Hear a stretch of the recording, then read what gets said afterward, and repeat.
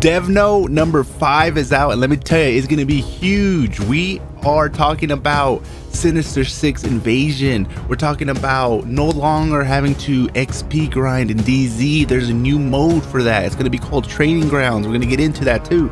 There is gonna be Omega cards presets coming in this update as well. There is going to be a lot more. New targeting system, a new targeting system that's going to fix, they're going to fix the targeting system, well, at least try to fix the targeting system, but that is still as good because we need to be able to target who we want to target. Okay, so it's now going to be to where we're going to be able to target somebody that's super close to you, and that is what we're going to get into today. So man, you guys sit back, relax, because this is going to be a really exciting video. I'm super excited. What a thing to wake up to this morning. This is going to be good. So greetings agents, this is the Marvel Future Revolution dev team. The previous developer, Node developer, delivered a sneak peek of the ruler of Limbo, Magik. Many of our agents who have been anticipating Magik since the survey was held have expressed ardent interest and enthusiasm for her arrival. Her agents expressed their anticipation in seeing videos of Magik's particular battles in near the future. We have heard you and we will strive to meet your expectations. We are always grateful for all of our agents who share varied and valuable feedback. Marvel's Future Revolution development team is working hard on the update scheduled for December 15, Wednesday, in case of any schedule change.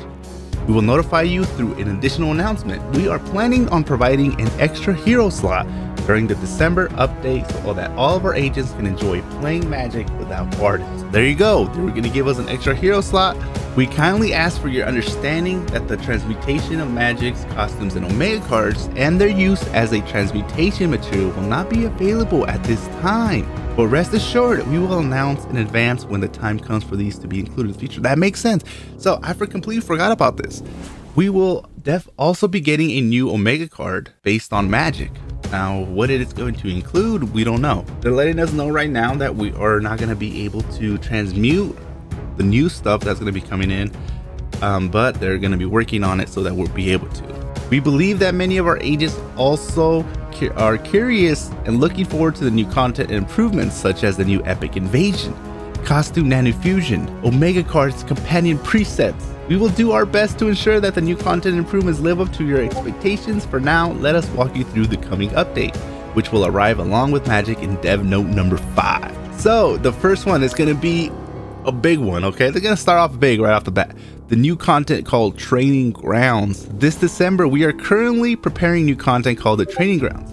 Most of the operations and arena contents have limited reward counts, thus additional plays do not grant more rewards.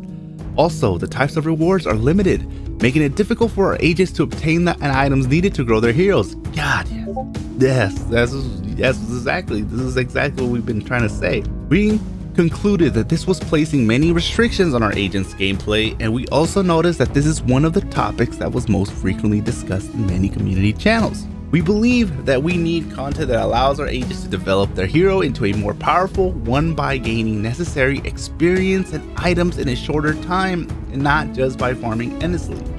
I don't know about that. I mean, if we want to farm endlessly, we should be able to farm endlessly. But are we going to be able to keep on doing this? This is the question. This has led us to prepare for the upcoming Training Grounds content. Training Grounds is a farming content that allows agents to acquire various items such as costumes, cores, companions, shards, and potential reports by defeating enemies. Oh, let me correct myself. Companion shards. Not companions, just companion shards, which can be added up to unlocking a companion. The potential reports by defeating enemies, villains, and additional hero XP that can be obtained by defeating villains in the Dark Zone can be acquired in the Training Ground. There we go. Agents will no longer earn experience in the Dark Zone after Training Grounds has been updated. Yeah, no more 1 hour, just using that hour of just grinding. Freaking, oh god, that's so brutal. Now I can try to upgrade my my ults to at least 105. We'll see how that goes. We have been thinking of a lot about the playing time for Training Grounds. We plan to operate it in a way where agents can freely use the playtime anytime weekly. This way, the Training Grounds will not be just another daily task. Specifically detailed will be provided through an update notice at a later date. Stay tuned for training grounds where you can have fun and farm valuable items.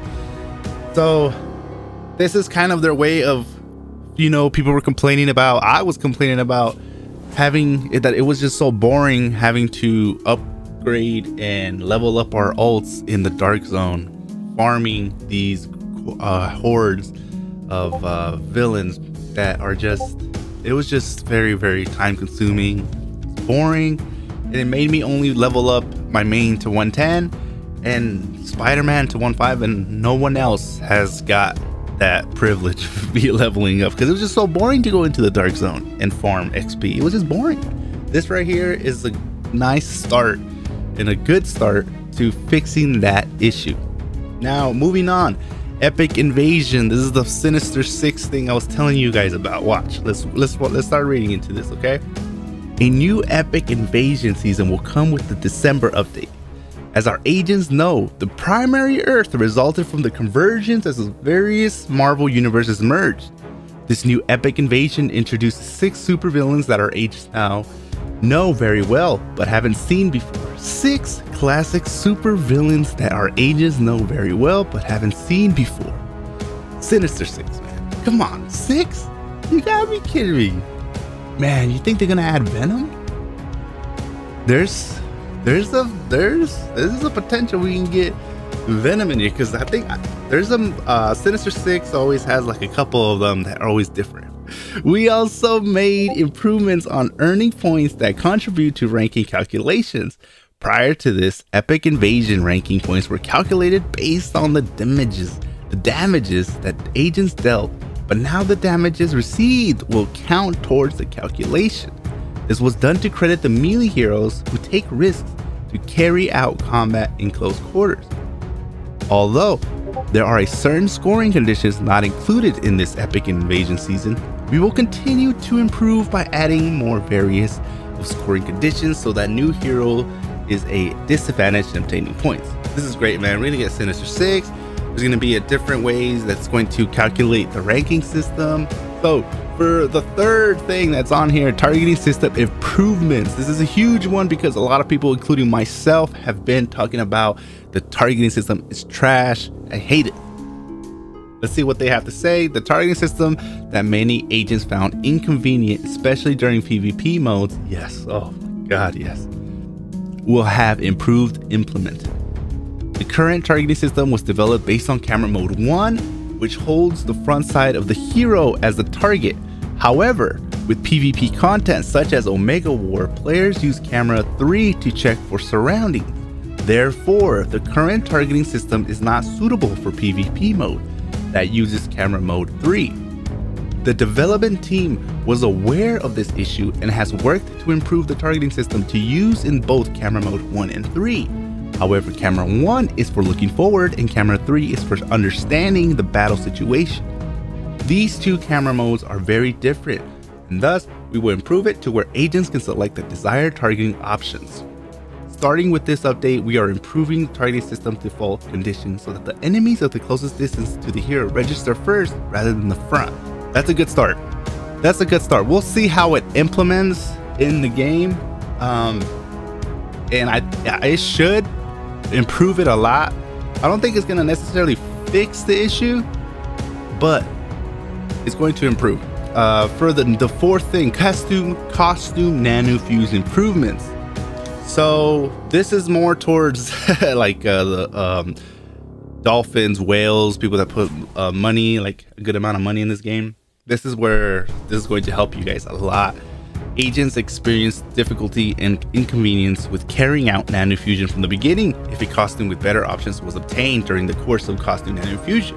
In this update, agents can use an already nanofused costume as a material, and nanofused stages will be added together. If the nanofused stage 2 and stage 3 costumes are nanofused, they create a nanofused stage 6 costume. Stage 2 plus stage 3 plus stage 1, that must be increased. A little confusing, but I think I'm kind of understanding.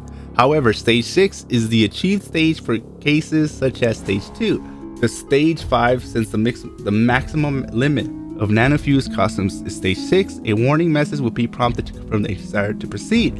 We apologize for agents who are enhancing costumes for the rather late update. So it increases nanofusion effect. Costumes nanofusion require an immense amount of effort, as we believe that the costume nanofusion effect needs to become more satisfactory for our agents. We are preparing to upgrade its effect for this update. We plan to upgrade it so that one more new option can be obtained as a specific stage. Omega cards and companion presets. Oh my, this is going to be huge. This is going to be huge because it was so annoying having to switch my Omega cards over and over. When I do DZ, when I start doing PvP, you always have to switch your Omega cards, and it just bothered me so much that there wasn't no presets like here battle badges presets. It was just, or even skills preset. Omega cards needed a preset badly, so now they're going to implement that in this update. We believe that agents who play both operations and arena contents were particularly inconvenienced by the unavailability of presets for Omega cards and companions, composed of strategic options. We plan to provide Omega card and companion presets in this update to make it easier to enjoy the content. I'm just happy that we got Omega card presets, man. Whew. Omega card presets, man. I know a lot of people. I know you guys been asking. I've been asking for it, and they are giving it to us finally. Whew, man. So there's more. Wait, there's more. There's more, okay? Dark Zone Improvements.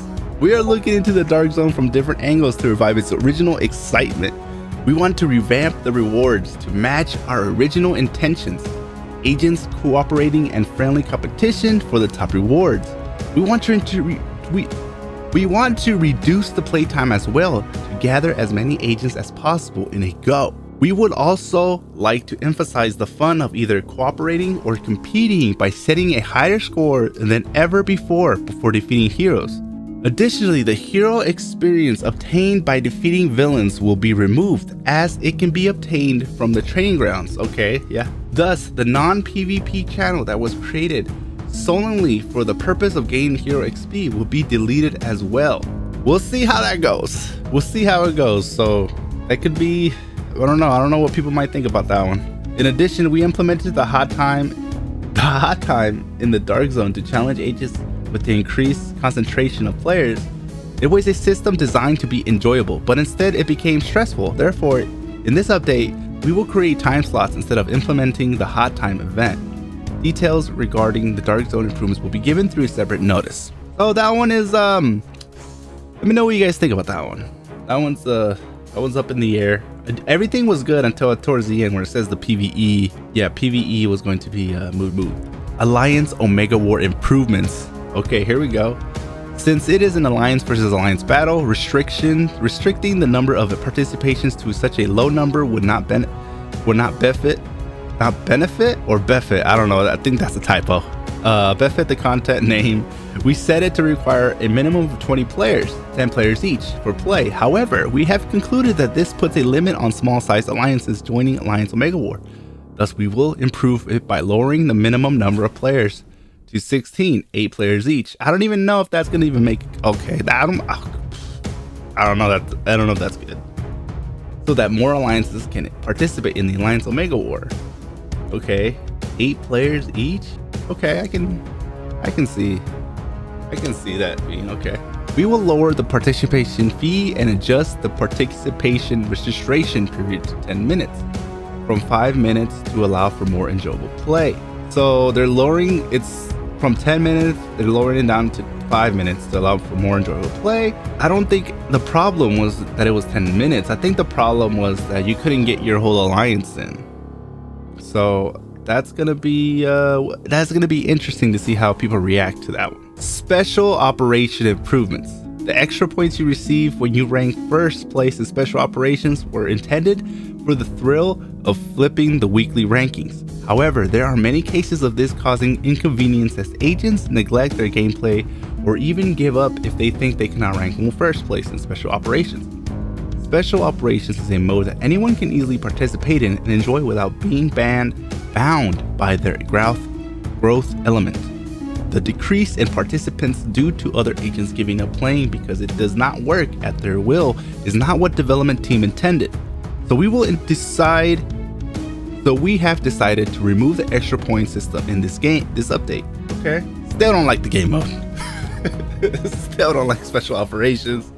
I would have hoped you guys just take away the one where you gain all the hostages. Get rid of that one. That one, special operations, needs a whole revamped system because a lot of people just don't like that mode. Usability improvements. We are currently improving various UX in Marvel Future Revolutions. Agents can only proceed by touching the recruit button when equipping a companion. As an improvement, agents can select an empty slot to equip the companion quickly. We are preparing to add a replacement function to enhance convenience. In addition, agents can only use one selection box at a time, such as the draw ticket selection box or the region custom material selection box. 20. Therefore, we use 2 or more selection boxes. There is the hassle of selecting as many as the number of times we want to use it. We will evaluate this inconvenience by allowing agents to set the desired quantity before making a selection. Additionally, various usability improvements are being made, such as displaying a red dot on a nanofusion target item. It also lets us know other issues that they're looking into. So this is the section that is not coming in the update, but they are looking at it. They know about these situations and they're trying to figure out issues for how to fix them.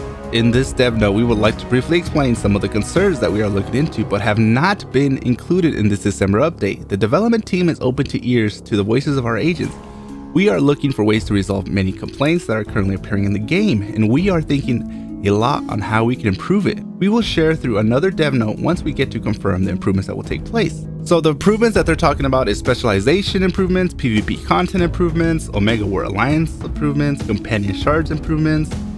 Like, for specialization, we can recognize the frustration of upgrading specialization, especially in higher specialization levels. With the transmutation update, many of our agents are now trying out different superheroes, which we think is a great thing. We are looking into reducing the difficulty and frustration that are occurring with many of our players regarding the rates of specialization. So to fix this issue is you take off the required specialization resources that it requires you to add a trait. When you're trying to work on your hero and I'm trying to move one of my traits in or out, it costs specialization materials. It is very hard to get that stuff. So eliminate that, increase the failure rates, because I'm seeing people fail 3 times in a row at 70%. And that is brutal. Why even include that in there anyways? As you can see, nowhere in here does it say anything about the core system. You see what I'm saying? They still don't think that the core system there's anything wrong with the core system. And that is a huge thing. That's probably one of the biggest things that they touched on. One of the other biggest things, which is the specialization, but they still haven't yet to say anything about the core system. PvP content, we're looking into the overall rewards and matchmaking balances of our PvP content to make it more fun and rewarding experience for all of our players. This includes the participation, victory, and defeat rewards as a well and weekly ranking reward. The balance between characters and matching of players is also a major concern. There are several combat mechanics unique to Marvel Future Revolution, including guard breaks, dodge, and targeting. We are constantly looking at ways to deliver a better combat play experience for each of the characters. This is an ongoing effort that we will be looking into closely. Stay tuned for that. They're letting us know that they are aware of the problems with PvP content. For me, it's just kind of like balancing being able to play somebody, because to me, the most fun I've had in here is, even if I lose, if the match is close and we're both equally matched, that's when it's the best. That's when I have the best time playing this game. But most of the times I'm getting put up against people that are way above me or way below me, and it's not fun for me. And then they talk about Omega War Alliance. From Marvel Future Revolution, we wanted to create a unique experience where combat takes place both on the ground and in the air. However, for certain content, especially the Omega War Alliance Omega War, provides extensive benefits to flying superheroes, hurting the overall experience of the content. Especially since it is competitive mode, we are looking into leveling the playing field of the flyers and non-flyers while still retaining each of the unique characteristics of the 8, soon to be 9 superheroes.